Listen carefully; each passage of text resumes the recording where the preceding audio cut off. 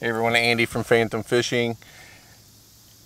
You know, I don't use this technique a whole lot, and I wanted to get it before the summer ended, while the fish are still kind of set up in the right positions for this. And man, I'm out here with the Tackle Junkie, and this lake is super shallow through the whole thing, but it sets up perfectly, I feel, for a Carolina rig.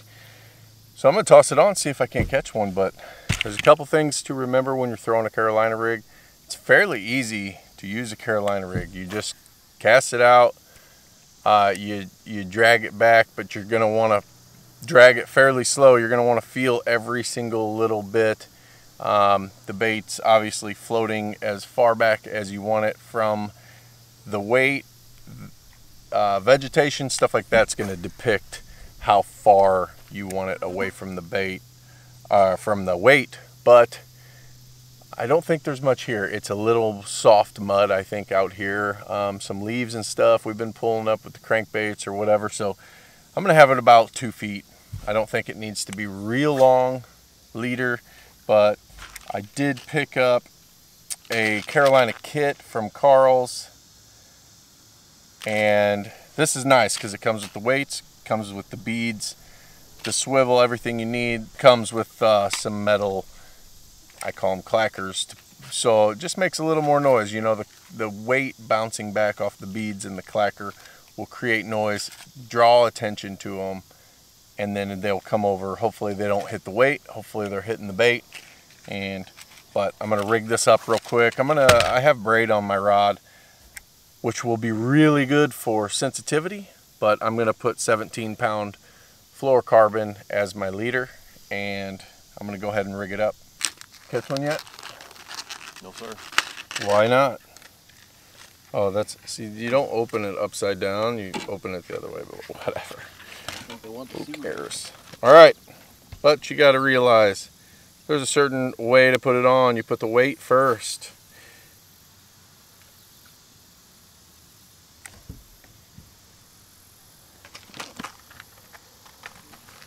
And then, so there's a small bead, big bead. Small bead, you know, goes next to the line, which it shows you right on the back. But I like to assume before I find out the truth. So the big bead goes on. Then you got your clacker. Then you got your small bead. Let's check that out. There we go. Just in that order. Now we're gonna put the swivel.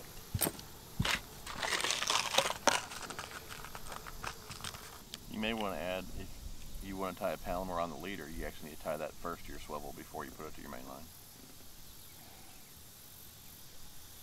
True that.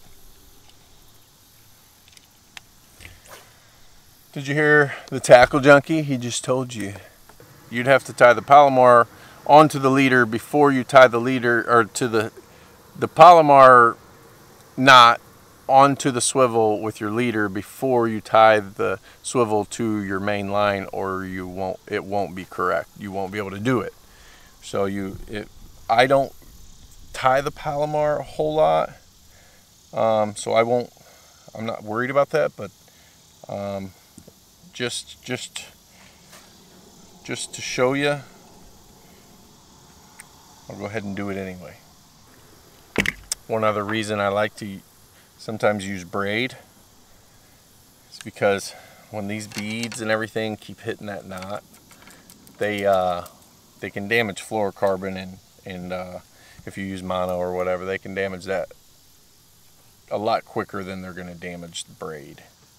You always got to check, and that's one of your weak points in a Carolina rig, is right there where those anything is touching your knot.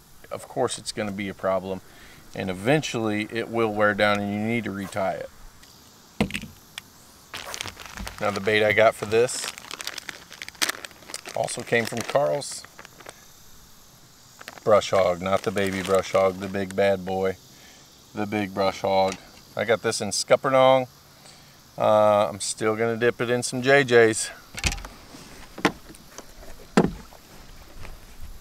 Going with some chartreuse. They seem to like the chartreuse JJs here, so.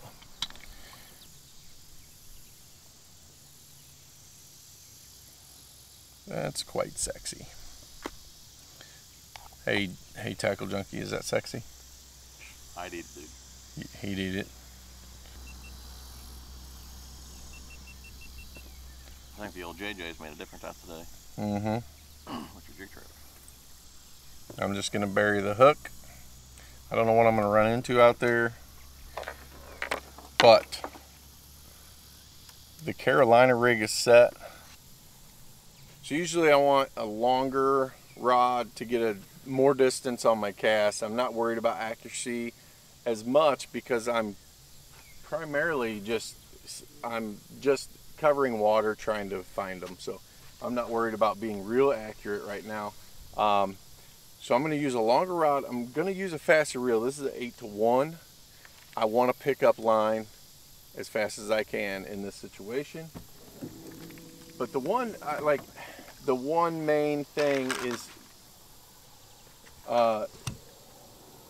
Jim just said you like to, it's a sweeping action, but the main thing on the hook set is hook set to the side, don't hook set up, because what you're going to do when you hook set up, you're going to throw that weight up and you're just going to lose everything you have on the actual hook setting into the fish. So hook to the side and it's going to lock that hook into that fish's mouth a lot better.